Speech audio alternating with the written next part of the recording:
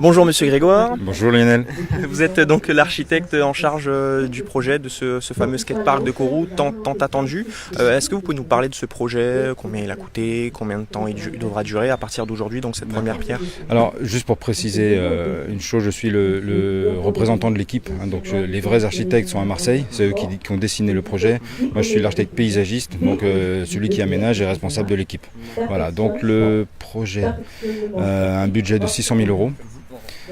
5 mois de travaux. À partir de quand? À partir de début juin. D'accord. On a eu un petit retard parce qu'on est sur un site particulier, notamment avec les pontes, le site des tortues, de pontes de tortues. Donc il fallait qu'on regarde avec les services de l'État quelles mesures mettre en œuvre pour justement préserver ce site au niveau de l'éclairage, surtout pendant les périodes de ponte et les périodes d'éclosion. Donc au risque de peut-être devoir éteindre l'éclairage. Mais on a essayé d'installer aussi un bouton poussoir, des mesures, un bouton poussoir, c'est-à-dire qu'on a envie d'utiliser le site, il y a un bouton poussoir, il s'éclaire pendant 1 heure, après ça s'éteint. Donc c'est des choses qu'on va essayer de mettre en place. Ça c'est un système qui est vraiment pas mal. Justement, j'allais venir à cette question. Qu'est-ce qu'il a de si exceptionnel? On nous promet un skatepark démesuré, super grand, super waouh. Qu'est-ce qu'il a de spécial? Je ne sais pas si vous connaissez celui de Cayenne. On a vu quelques images, ouais. Voilà, donc c'est 3 fois celui de Cayenne. Donc pour la Guyane déjà celui de Cayenne et pour les Guyanes autour, donc le Suriname et puis aussi le Brésil, enfin le nord du Brésil parce que vers Fortaleza ils ont déjà des équipements comme ça, mais c'était même aux Antilles, je crois qu'ils n'ont pas d'équipement de skatepark en béton dur comme ça.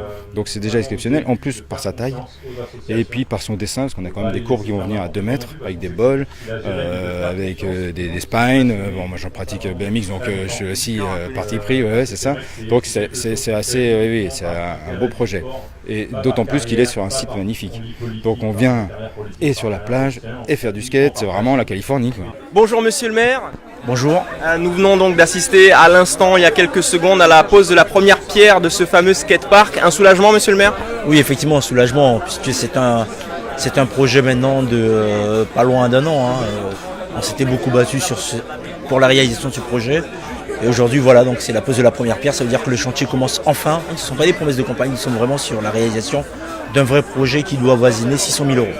D'accord, donc comme on l'a vu un petit peu plus tôt, donc l'architecte était présent, également le président de la CTG, donc c'est un vrai projet qui vous tenait à cœur, Monsieur le maire.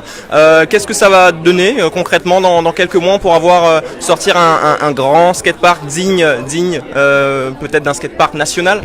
Oui, effectivement, un vrai grand skatepark, puisque c'est 3 fois le skatepark de Cayenne.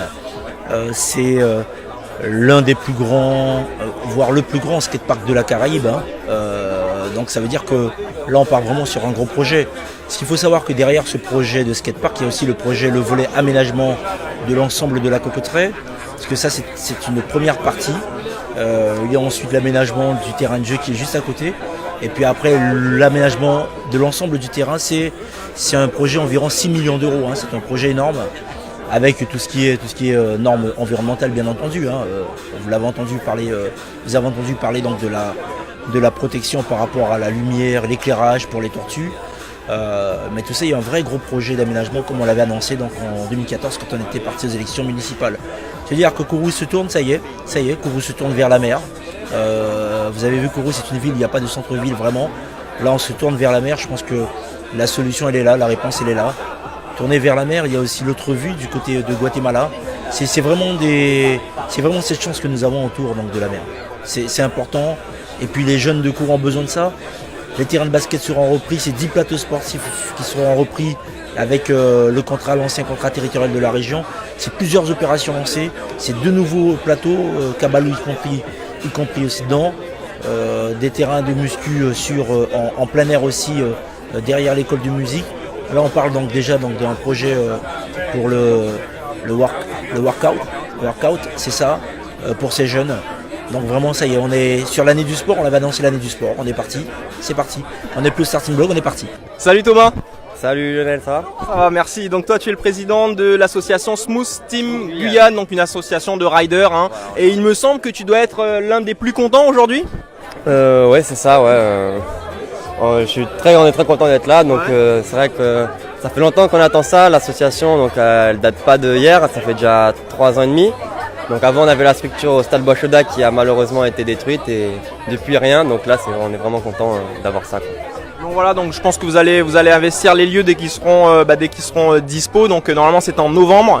On espère en tout cas cette date-là pour la fête théorique de la ville de Kourou. Donc pour le 25 novembre. Donc il y aura bien sûr des animations sûrement. Vous en tant qu'association, vous allez prendre d'assaut vraiment ce skatepark. Vous allez préparer des ateliers, faire des formations, même une école de ride peut-être. Donc alors plus que sur le skatepark, on va faire carrément sur tout Kourou. Donc on va proposer du périscolaire dans les écoles, après les écoles.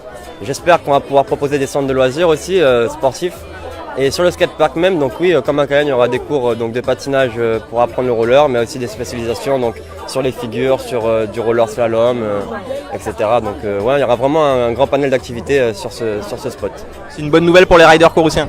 Voilà, ben c'est nickel. Allez, salut toi. Yes, allez, ciao.